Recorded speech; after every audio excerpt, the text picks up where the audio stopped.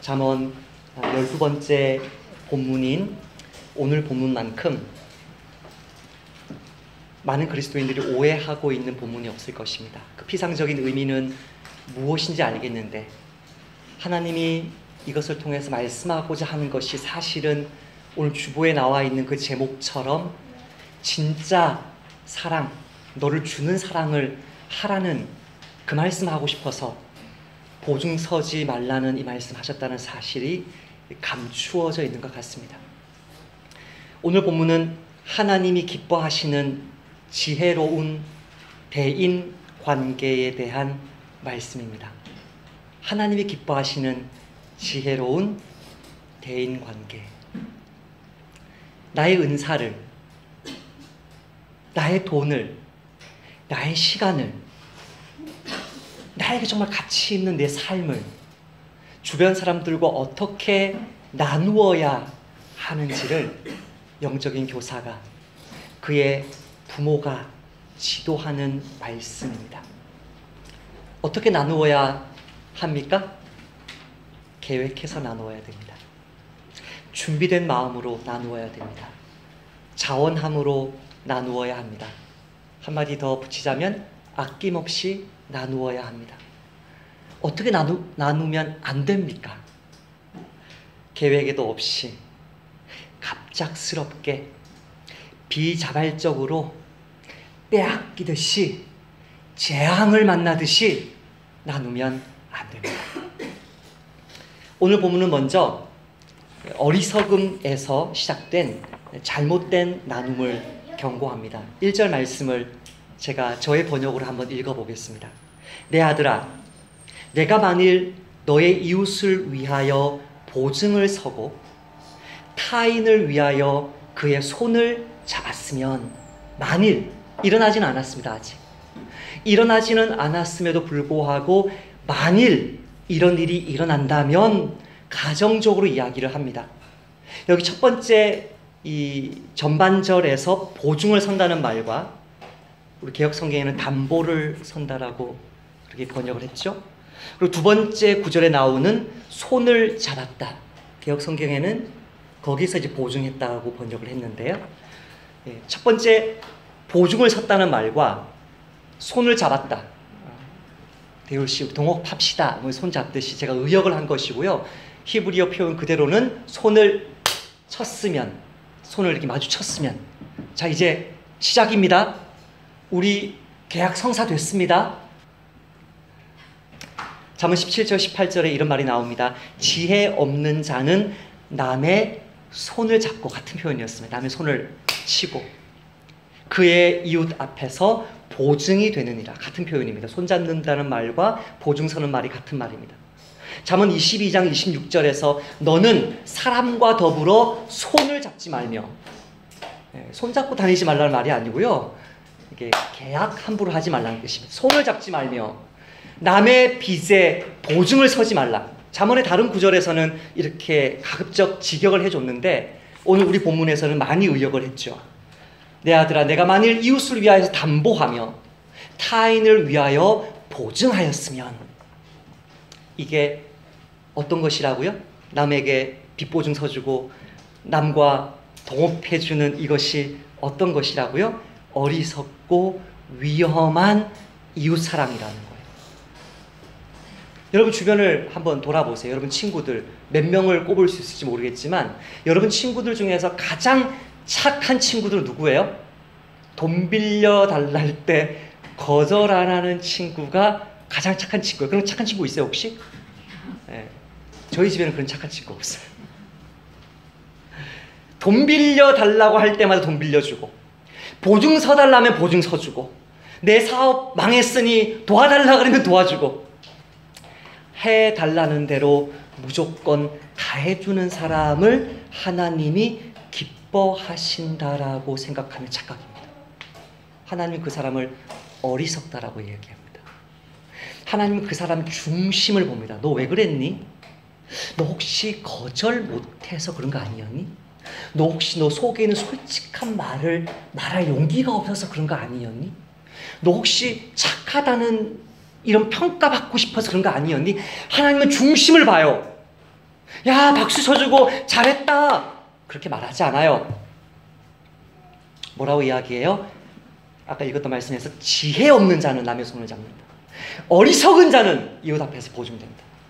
영적인 지혜가 없는 것입니다. 예수님을 믿지만 그 예수님께 내 삶을 드리고 예수님 앞에서 내가 내 모든 삶의 주인으로 예수님을 그 모시는 삶이 나의 그 경제관 안에는 전혀 들어오지 않은, 신앙 따로 돈 관리 따로 하는 영적인 어린아이라는 것입니다. 두 번째로 아까 직역했다고 이야기하면 손 친다는 이야기하고 보증선다는 이야기했던 잠언 22장 26절, 그 바로 다음 절에 이런 표현이 나옵니다. 만약에 갚을 것이 너에게 없으면 내 누운 침상도 빼앗길 것이라. 내가 어찌 그러하겠느냐. 여러분, 집에 있는 모든 재산들 중에 침대가 제일 비싸진 않을 겁니다. 그죠? 이불, 베개가 제일 비싸지는 않을 겁니다. 여기서 뭘 말하냐면 기본적으로 너가 머리 대고 누울 곳조차도 빼앗길 것이다. 완전한 거덜이 날 것이다. 완전한 거덜 나면 어떻게 되는지 아세요? 이게 목사님 그냥 신앙적인 게 아니라 경제적인 문제라고 아닌가? 아니요. 완전 사람이 거덜나 버리면요, 하나님도 이웃도 형제도 가족도 몰라보는 사람 돼요. 돈이 그렇게 무서워요. 돈 문제에서 파산해버리면요, 사람이 짐승처럼 변해버려요. 이것과 지옥이 무슨 상관이냐고요? 상관이 있어요. 잘 보세요. 그만큼 어마어마하게 무서운 것이라고 경고합니다. 이번 주에 저는 연합뉴스를 이렇게 자주 보는데요, 그 연합뉴스에서 나왔던 것 같아요. 어느 불우이웃의 사연이 적혀 있었어요. 제 말을 오해하시면 안 됩니다. 그 불우이웃에 관한 후원은 후원대로 하시면 됩니다. 다만 제가 지금 말하려고 하는 것은 그 불우이웃을 돕는 것과는 별개로 그 불우이웃이 그런 형편에 처하게 된 영적 원인을 한번 분별해 보자고요. 그게 오늘 본문 말씀이거든요. 미랄복지재단에서 이렇게 광고, 후원 모집을 했는데요, 이렇게 쓰여져 있었어요. 보증을 잘못 서는 바람에 빚을 많이 졌어요. 결국 파산 신고한 뒤에 영감과, 그러니까 이게 말하는 사람이 할머니겠죠. 그러니까 영감과 손녀와 시골에 내려왔어요. 그 중간에 글들이 있고 나서 이제 미랄복지재단에서 이런 글을 이어서 썼어요. 5년 전 서울에서 식당을 하다가 보증을 잘못 서 파산한 뒤에 할아버지와 할머니 그 손녀가, 그 중간 2세대는 어디 가버리고 없어요.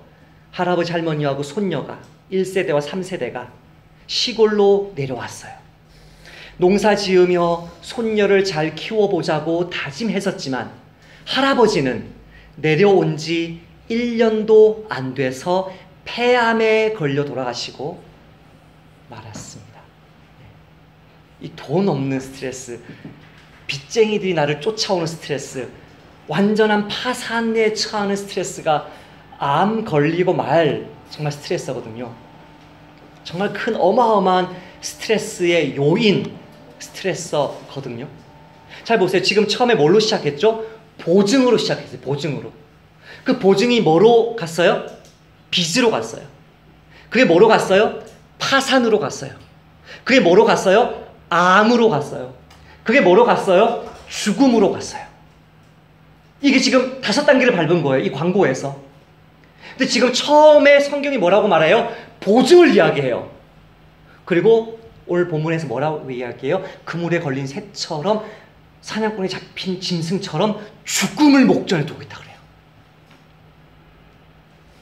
미처 예상치 못했던 이 끔찍한 결과, 죽음이라는 이 끔찍한 결과는 사실은 처음에 그 친구에게 빚 보증 서줄 때부터, 그 친구에게 자기가 감당치도 못할 그 돈 주겠다고 약속했던 그 순간부터 사실은 자기 죽을 무덤을 자기가 판 거예요.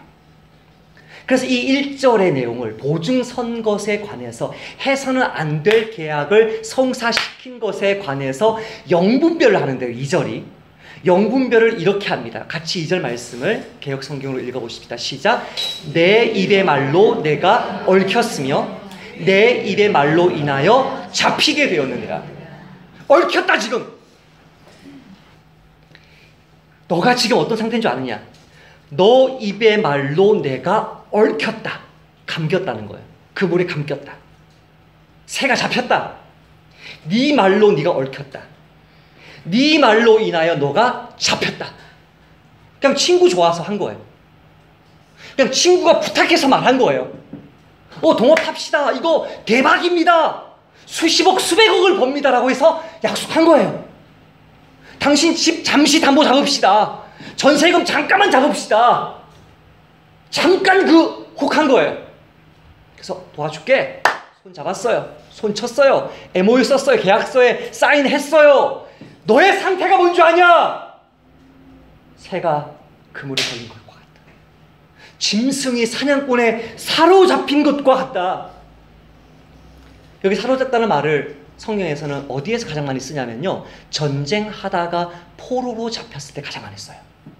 적군에게 사로잡혀서 그 목이 언제 달아날지 모르는 그 죽음의 일보 직전의 상황이다.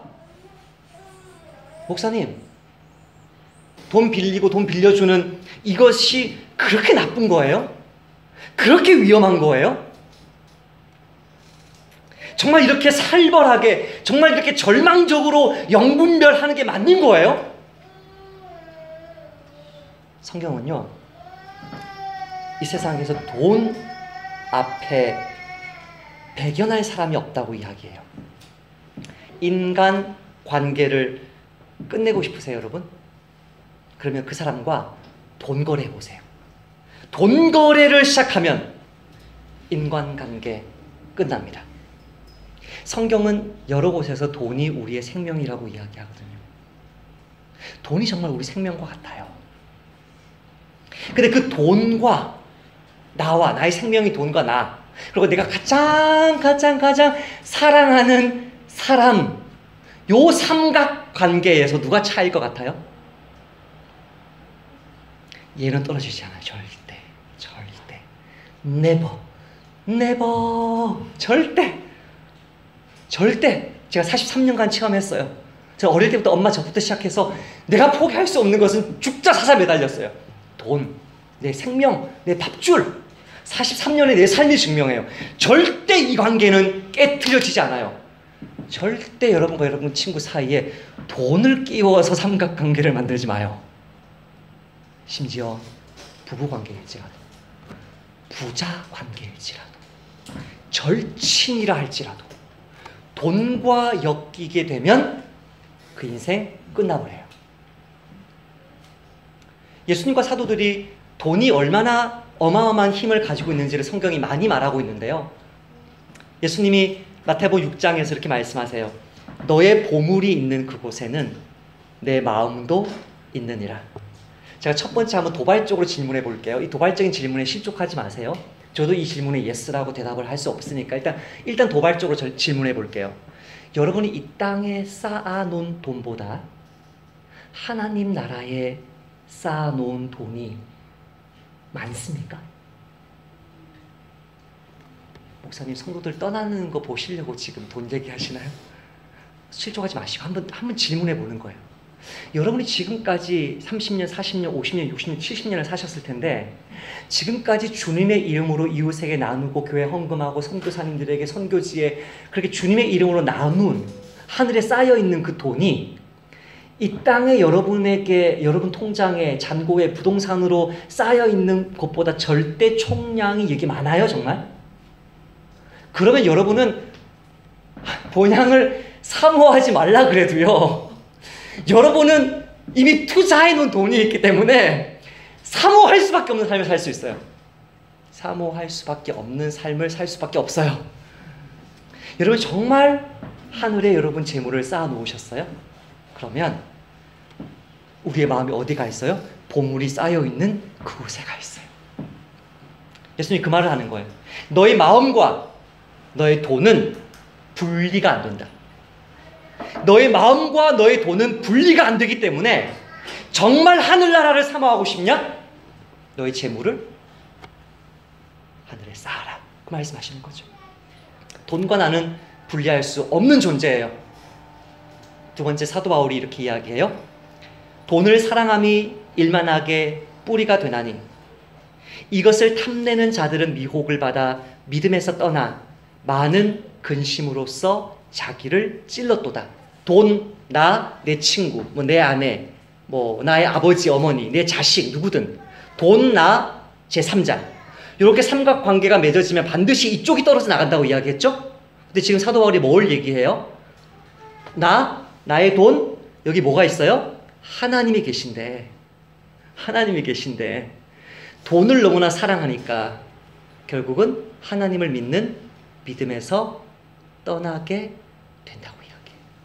누구와의 관계까지 깨트려요? 나와 하나님과의 관계까지 좀먹기 시작하고요. 대놓고 말을 못하기 때문에 서서히 좀먹기 시작하다가 어느 한순간의 돈 때문에 어느 한순간의 금전적인 이익 때문에 내 신앙을 팔기 시작하고 결국 그것이 배교의 길로 나아가는 것이죠. 돈 문제가 그만큼 무서운 거 아세요? 이게 지옥과 천국을 왔다 갔다 하는 문제인 거 아세요? 세 번째, 예수님이 다시금 이렇게 말씀하십니다. 한 사람이 두 주인을 섬기지 못할 것이니 혹 이를 미워하고 저를 사랑하거나 혹 이를 중히 여기고 저를 경히 가볍게 여김이라. 너희가 하나님과 재물을 겸하여 섬기지 못하느니라. 나의 돈도 나의 무엇을 원해요? 나의 전심을 원해요. 나의 하나님도 나의 무엇을 원하세요? 나의 전심을 원하세요. 둘 다 전심을 다하지 않으면 돈 벌기 어려워요, 여러분. 돈 벌어보셨나요? 돈 벌기 어려워요. 죽자 사자 전심 다하지 않으면 돈 벌리는 게 아니에요. 하나님 전심을 다해 섬기지 않으면 이게 섬기는 게 아니거든요. 이스라엘 백성들 우상 숭배하는 게 전부 다 하나님 계속 섬기면서 바알을 섬기고 하나님 섬기면서 아스타롯을 섬긴 거거든요. 전심을 팔아요. 전심을. 둘 다 전심을 주지 않으면 합당한 태도가 아닌 거예요. 그래서 예수님 뭐라고 말씀하세요? 하나님과 재물을 겸하여 섬길 수 없다. 여러분이 정말 그런 인생 한 분도 나오지 않기를 바랍니다. 하지만 우리 주변에 있는 막장 인생, 정말 인생이 저렇게 곤두박질 칠 수 있나? 그 막장 인생을 보고 싶으면요, 빚더미 위에 앉은 사람을 보세요. 금액은 상관없어요. 몇백만 원, 몇천만 원, 몇억 상관없어요. 그 사람이 갚을 수 없는 빚더미 위에 앉은 사람 보면요, 그 사람이 막장 인생이에요. 아무도 보이지 않아요. 돈 갖는 거 외에는. 하나님도 보이지 않아요. 여러분, 정말 인간성이 어느 정도까지 파괴될 수 있는지를 보고 싶어요? 일수라고 아세요? 일수? 사채. 아세요? 사채 빌려보신 분 손 들라고 하지 않겠어요? 조용히 저한테 와서 고백하시고 나랑 같이 기도합시다. 사채를 빌려보신 분, 일수를 써보신 분, 사채 왕창 끌어다 쓰고서 몇 달만 안 갚아보세요. 그런 정말 막장 인생들이요, 내 집 앞에 새벽이고 밤이고 진을 치고 기다리고 있어요. 봐주지 않아요. 차라리 새를 잡은 사냥꾼이 더 자비롭지요. 차라리 적군을 잡은 포로를 잡은 적군이 더 자비롭지요. 내 돈 떼어먹은 인간 누구도 용서하지 않아요. 누구도 용서하지 않아요. 그게 사람의 죄악된 본성이에요. 그러니까 일단 상대방에게 돈을 빌려주겠다고 말해버렸다면, 그럼 100만 원이든 1000만 원이든 1억이든 내 돈 빌려줄게. 아니면 제3자에게, 역시 돈 빌려주는 거 마찬가지인데, 제3자에게 내가 100만 원이든 1000만 원이든 1억이든 너의 빚에 대한 보증서 줄게 약속해 버렸다면 최선은 뭐예요? 하루라도 빨리, 한시라도 빨리 그 말을 물리는 거예요. 3절을 여러분 같이 한번 읽으십시다. 여러분 눈으로 따라 읽으시고 3절을 제가 한번 저희 번역으로 읽어보겠습니다. 그러면 내 아들아, 이렇게 하여 벗어나라. 내 이웃에게 한 번만 봐달라고 애처롭게 사정하며 빌고 또 빌어라. 애걸 복걸 해라. 4절에 그 애걸 복걸을 밤을 새워서라도 해라. 5절에 그래야만 너가 그물에 걸린 새가 도망치듯이 가젤이 사슴이 노루가 벗어나듯이 벗어나게 될 것이다 라고 이야기해요. 말 한마디 잘못하면 인생이 끝나요. 어떻게 해야 돼요? 애걸 복걸하고 무릎 꿇고 빌어야 돼요. 무릎 꿇고 용서해 주십시오. 제가 잠시 헛것을 봤습니다. 잠시 헛것을 봐가지고 내가 어마어마한 말실수를 했습니다. 근데 이 말을 좀 물리게 해 주십시오. 밤을 새서라도 사정해서 물려야 돼요. 그것이 오늘 본문의 첫 번째 메시지예요. 여기서 끝나면 본문을 잘못 읽게 되는 것입니다. 오늘 본문이 여기서 이제 두 번째 메시지로 넘어갑니다. 어떤 메시지로 넘어갑니까? 오늘 본문은 잠언 전체에서, 성경 전체에서 오늘 본문이 뭘 의미하는지를 보겠습니다. 자, 이렇게 질문해 봅시다. 목사님, 보증 안 쓸게요. 목사님, 보증 정말 안 쓸게요. 저 정말 이제 함부로 돈 빌려준다는 얘기 안 할게요. 저 정말 이제 함부로 제가 내 자존심 때문에, 내 명예 때문에, 사람들의 박수 때문에, 함부로 내가 거절 못하는 것 때문에 어리석게, 위험하게 이렇게 하지 않을게요. 좋습니다. 그럼 이렇게 질문해 보십시다. 그럼 성경은, 잠언은 남을 도와주는 것 자체를 반대하는 것입니까? No, 아니죠. 다시 물을게요. 심지어 이렇게 물어볼까요? 그럼 성경은 돈을 빌려주거나 보증 서는 것 자체가 악하다고 보는가요? 보증 서는 것 자체가 악한 것인가요? 돈 빌려주는 것 자체가 악한 것인가요? 오늘 보면 분명히 어리석게 하지 말라고 그랬어요. 잘못하지 말라고 했어요. 남에게 나눔을 당하지 말라고 그랬어요. 돈을 빼앗기듯이 빌려주지 말라고 그랬어요. 인생을 거덜내는 모습으로 보증 서지 말라고 그랬어요. 그러나 성경은 보증 자체가 악하다? 돈 빌려주는 것 자체가 악하다? 절대 그렇게 말하지 않아요. 잠언 말씀에 가난한 자를 돕는 것에 관한 어마어마하게 많은 말씀들이 있는데요. 그 말씀들을 제가 다 읽으면 시간이 굉장히 많이 걸릴 거예요. 재물은 진노하시는 날에 무익하나 공의는 죽음에서 건지느니라. 네가 아무리 돈 많을지라도 하나님이 너를 책망하기로 작정하면 너 그 재물 아무 쓸데없다. 그러나 평소에 너의 재물을 가난한 자들에게 나누어 주는 그 공의가 있으면 너는 그 멸망 속에서도 구원받는다. 얼마나 성경이, 잠언이 돈 나눠주는 것에 대해서 많이 말하는지 몰라요.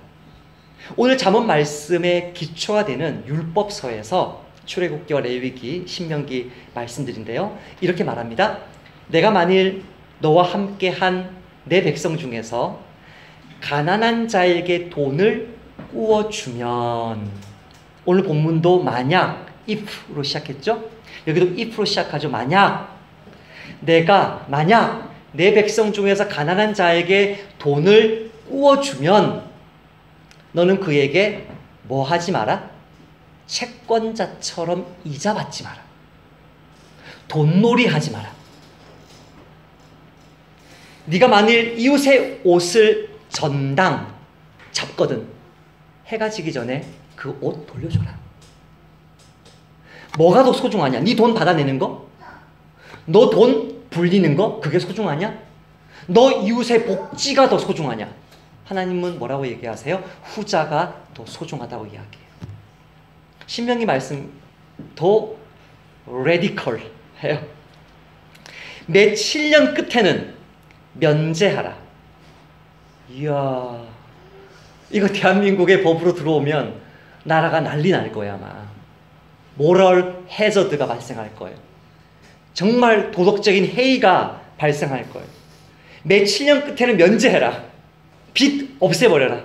면제의 규례는 이러하니라. 그의 이웃에게 꾸어준 모든 채주는 그것을 면제하고 그의 이웃에게나 그의 형제에게 독촉하지 말지니 이는 여호와를 위하여 면제를 선포하였습니다. 여러분 친구 중에 돈 떼먹고 도망간 지 7년 넘은 친구 있나요?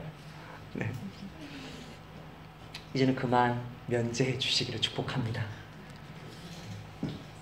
타이밍이 이창사 목사님 설교 듣고 했다고 하나님이 상급을 깎지는 않습니다.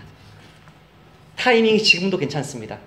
지금도 늦지 않았습니다. 10년 됐는데 용서가 안 돼요. 200만 원 때문에. 20년 지났는데 그 100만 원 떼먹은 것 때문에 아직도 기억해요. 그렇게 살지 마요. 면제해줘요. 이제 잊어버려줘요. 하나님 그냥 선언해요. 주님 앞에서 드립니다 하나님. 선언해버려요. 그거 주님이 갚아줄 줄 믿습니다. 유치하더라도 아멘 하세요. 이게 사실이거든요. 정말 그거 주님이 갚아줘요. 정말요. 하나님은 돈 빌려주는 것 자체를 어리석게 보거나 돈 빌려주는 것 자체를 악하게 보지 않아요. 그거 빌려주놓고 잠도 못 자고 언제 갖다 주나 신음하면서 항상 그 사람 기억하고 인간관계를 정말 깨트려 버리는 나의 그 자세. 내가 이런데 돈 빌려준 내가 이런데 돈 빌린 그 친구는 어떻겠어요? 어마어마한 고통 중에 시달리는 그 친구 역시요 너무나 괴롭고 너무나 힘들 거예요. 너무나 힘들 거예요. 받을 수 있는 사람만 받으시길 바랍니다. 돈을 누가 빌려달라 그러면 내가 공짜로 줄 수 있는 만큼만 빌려줘라. 이게 지혜입니다. 이미 빌려줄 때부터 못 받을 각오하십시오. 그러면 하나님 말씀 지키는 것입니다. 누가 1,000만 원 빌려달라 그래요? 여러분 1,000만 원 없이 1,000만 원이 그립지 않고 살 수 있어요? 1,000만 원 빌려줘요. 그게 아니에요? 난 내 수준은 100만 원이에요? 100만 원만 빌려줘요. 그 100만 원은 빌려준 것이지만 사실은 못 받을 각오하는 거예요. 빌려주는 것 자체가 악하지 않아요. 지혜롭지 못하게 이자놀이 하려고 그 돈 기억하려고 어떻게든 돈 빌려줬으니까 이 친구 내 마음대로 한번 좌지우지 하려고 그 모든 것이 악한 거란 말이에요. 어리석은 거란 말이에요. 한 발 더 나가보십시다. 빚 보증, 내 생명 보증, 이게 정말 악한 것인가? 요셉 이야기 유명한 이야기인데요. 요셉이 아빠 데리고 와라. 내 동생 베냐민 데리고 와라. 그랬더니 야곱이 보내줘요? 안 보내줘요? 안 보내줘요. 집안은 지금 어떻게 되고 있어요? 거덜나고 있어요. 집안은 지금 굶고 있어요. 집안은 지금 양식이 다 떨어졌어요. 이대로 가다가는 다 죽는 거예요. 그때 유다가요 어떻게 이야기합니까? 유다가 그의 아버지 이스라엘에게 이르되 저 아이를 나와 함께 보내시면 우리가 곧 가리니 그러면 우리와 아버지와 우리 어린 아이들이 다 살고 죽지 아니하리이다. 내가 그를 위하여 담보라고 했는데 보증으로 번역해야죠.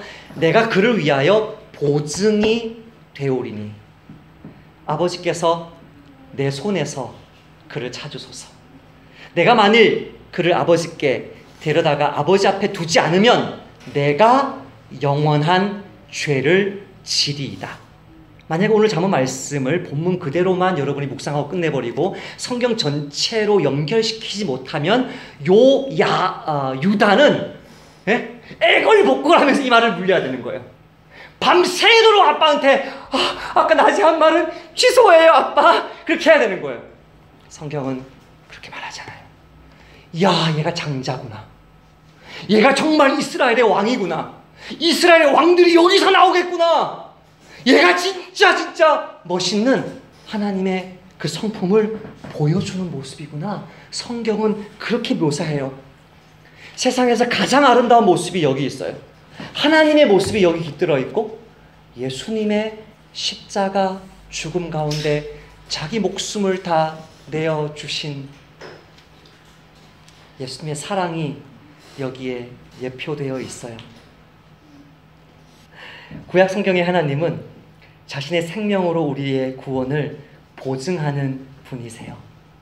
아브라함과 언약을 맺을 때 아브라함과 언약 맺으려고 짐승을 이렇게 의자 오른쪽 왼쪽 있는 것처럼 짐승을 쪼개놨어요.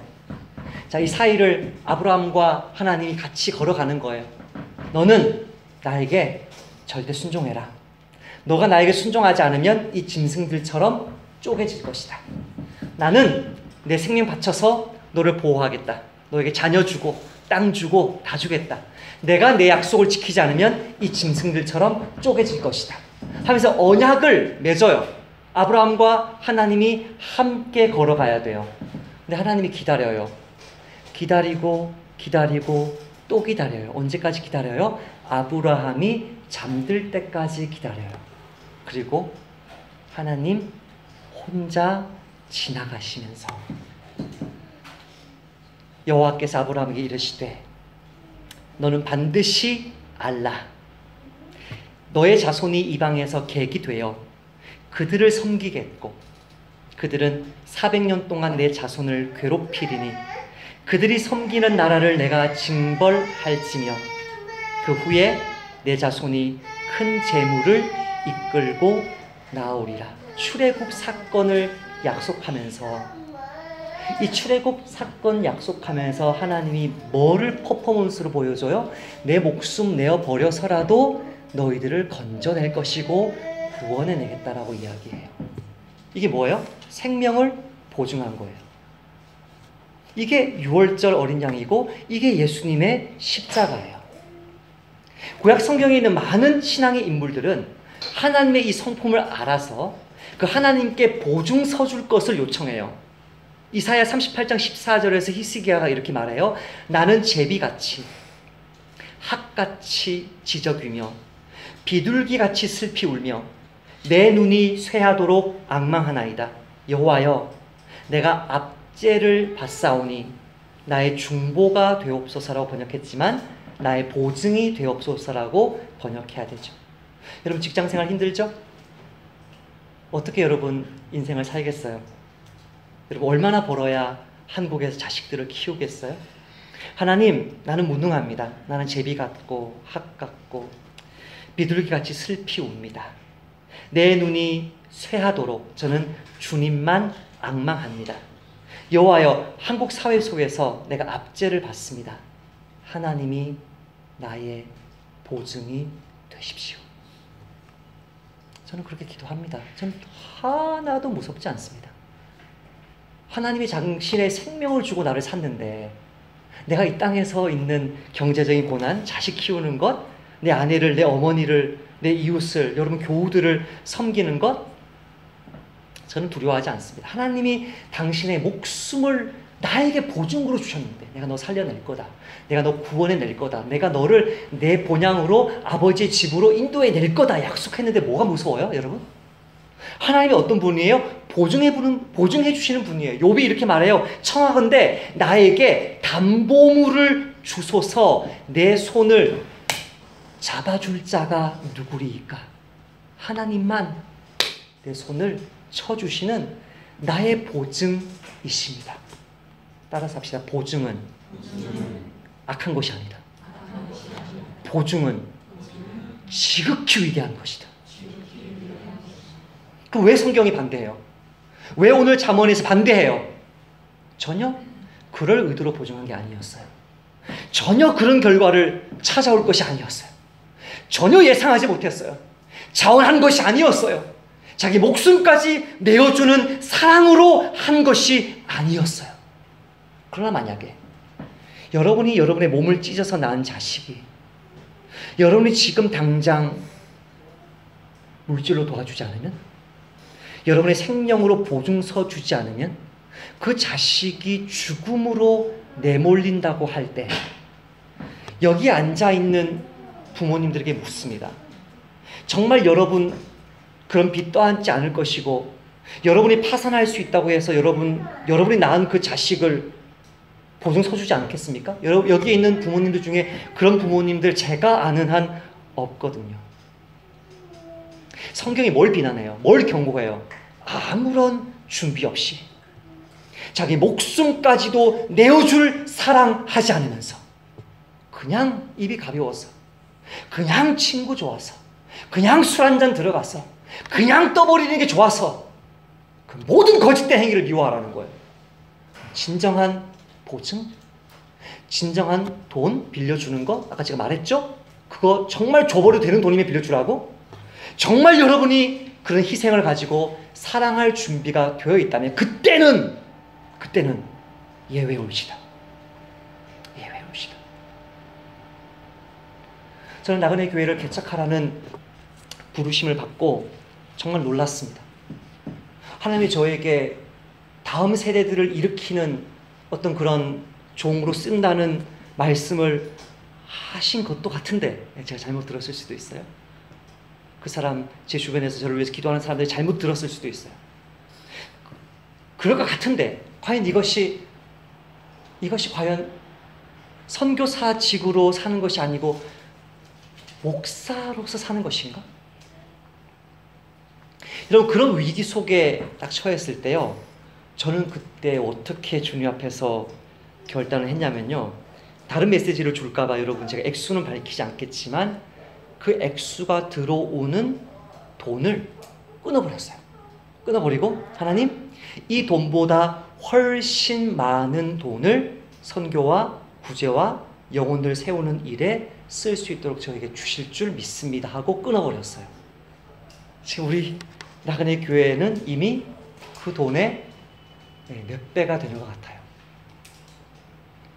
여러분, 돈 주는 것, 여러분의 생명 같은 돈을 버리는 것, 여러분의 목숨을 내어버리는 것, 어리석게 여러분의 명예를 위해서, 욕심을 위해서, 사람을 움직이려고, 술 기운에, 사람 좋아서, 거절 못해서, 거짓되어서, 정직하지 못해서 하는 그 모든 돈 빌려주는 것, 모든 보증서 주는 것, 악하고 어리석지만 여러분이 정말 대신 죽어야 하는 여러분 자신, 여러분이 정말 목숨 버려 사랑해야 될 배우자와 부모, 일면식도 없었지만 내 형제로 자매로 그렇게 보내어주신 그 사람을 위해서 여러분이 주님처럼 사랑하는 것은요, 하나님이 너무나 기뻐하시고 너무나 크게 박수 쳐주시고, 돈 주는 거 어려워하는 사람, 정말 아무런 대가 돌려받지 못할 각오하고 돈 빌려주는 기쁨을 모르는 사람, 생명 버려서 보증 설 때에 그 절박하게 하나님 한 분만 찾고 부르짖게 되는 그 신앙의 희열을 모르는 사람은 맛볼 수 없는 신앙의 도약을 여러분 삶 속에 일으켜 줄 것을 믿습니다. 예수님이 이렇게 말씀합니다. 내 계명은 곧 내가 너희를 사랑한 것 같이 너희도 서로 사랑하라 하는 이것이니라. 사람이 친구를 위하여 자기 목숨을 버리면 이보다 더 큰 사랑이 없나니. 요한 사도가 이렇게 말합니다. 그가 우리를 위하여 목숨을 버리셨으니 우리가 이로써 사랑을 알고 우리도 형제들을 위하여 목숨을 버리는 것이 마땅하니라. 이번 주에 있었던 두 가지 일만 짧게 나누고 오늘 말씀을 맺겠습니다. 한 후배가 이메일 주소를 가르쳐달라고 그랬습니다. 이메일 주소를 가르쳐 주었습니다. 그 이메일에 어떤 질문을 한다는 것입니다. 그 이메일에 어마어마한 질문들이 있었습니다. 성화에 대해서, 그리스도인의 삶에 대해서, 가정생활에 대해서. 자, 그 내용을 쭉 보면서 야, 목자 훈련 1년 프로그램이다 이거. 신학 훈련 1년까지 2년짜리 프로그램이네. 이거를 제가 대답해 주겠다라고 말한다면 나의 명예는 서겠죠. 나의 이름값은 올라가겠죠. 그러나 매주 잠도 제대로 못 자고 내가 먹여야 될 영혼들이 있는데, 내가 준비해야 될 설교가 있고 만들어야 될 일이 있고 사역이 있고 신방이 있는데 내가 그걸 하겠다? 그게 정직한 것입니까? 저는 할 수 없다고 말했습니다. 할 수 없다. 그 말을 못 알아듣는 거예요. 못 알아듣고 또 부탁하고 또 부탁해서 단호하게 할 수 없습니다. 두 번째는 나그네 교회 여름 캠프였습니다. 캠프 이제 준비하다가 어떤 게 고민이었냐면 첫째 날을 뭐 할 거냐. 내가 20년 전에 전도사 때는 레크레이션을 인도해 보았으나 과연 내가 그때처럼 재미있게 레크레이션을 인도하면서 상철 형제보다 수당 형님보다 재미있게 할 수 있겠느냐. 신규 부장님들 그냥 세우고 서기전에 세우면 되지 않을까. 근데 그 레크레이션이 정말 감동이 있고 치유가 있는 레크레이션이 되어서 세족식으로 이어진다? 차라리 설교를 3시간, 4시간 하라 그러죠. 이걸 어떻게 해요? 근데 제 마음의 주님은 창산아, 목숨을 줘. 생명을 줘버려. 내가 너 안 도와주겠니? 할렐루야. 그런 프로그램을 짜고 하나님만 바라보기로 했습니다. 사랑하는 나그네 교회 성도 여러분, 진짜 사랑이 뭡니까? 사랑은 나를 주는 겁니다. 내 시간, 내 은사, 내 물질, 나의 젊음, 그것을 아낌없이 주님 때문에 주님의 이름으로 받을 자격이 없는, 또 어떤 경우에는 안 줘도 돼요. 안 줘도 돼요. 난 다른 교회에서도 은혜 많이 받고 다른 목사님도 많이 있고 안 줘도 돼요 라고 생각하는 사람도 하나님이 내 곁에 두셨을 때까지는 끝까지 목숨 버려 사랑하는 그 사랑으로 여러분의 아픈 자녀들, 아픈 부모님들, 친구들, 배우자들, 나그네 교회 교우들, 심지어 예멘에, 시리아에, 수단에, 소말리아에, 아프가니스탄에, 심지어 한국에 나와 있는 그 난민들까지도 여러분의 것을 기쁘게 내어드리는 사랑을 하시고, 그 사랑하는 가운데 하나님이 여러분의 친구 되셔서 여러분의 모든 생명, 모든 소유, 모든 쓸 것, 모든 은사 다 부어주시는 그 재미, 그 기쁨, 행복 맛보시기를 주님의 이름으로 축복합니다. 네, 정말 잘 간수하여서 내가 정말 내 것을 주지 않기 때문에 아직도 불안하고 아직도 어리석고 아직도 나의 소유, 이기심에 매여있는 삶을 산다는 사실을 깨닫고 내 목숨, 내 시간, 내 물질, 나의 은사, 내 건강, 내 모든 것들 기쁘게 내어주는 삶을 이번 한 주 살아가도록 복 내려 주옵소서. 예수님의 이름으로 기도하옵나이다.